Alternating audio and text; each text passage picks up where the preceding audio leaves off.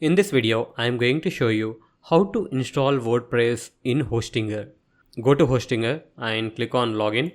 Enter your username and password and click on Login. Once you have logged in, the user interface will look like this.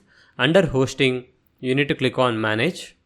And if you have multiple websites, you need to select the website you want to install WordPress.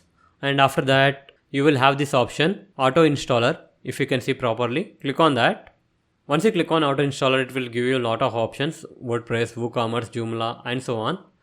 Click on WordPress, click on Select, enter the website name, and after that, enter the administrator email ID, enter the administrator username, and after that, enter the password.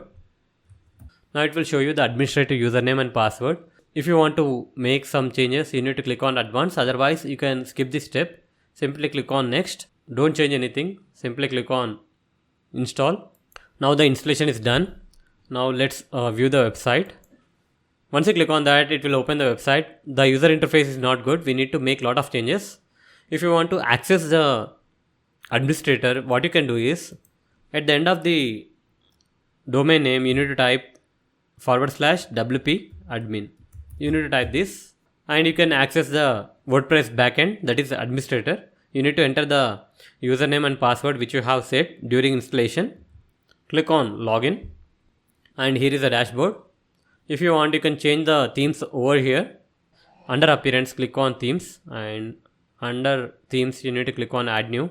Let's install one more theme. Click on Install. Click on Activate. Now let's see the front end. Click on Visit Site. Here you can see that the theme has been changed. Like this, you can try different themes of your choice. So that's it guys. In this way, you can install WordPress in Hostinger. Hope you like this video. Please do subscribe to our channel. Thank you.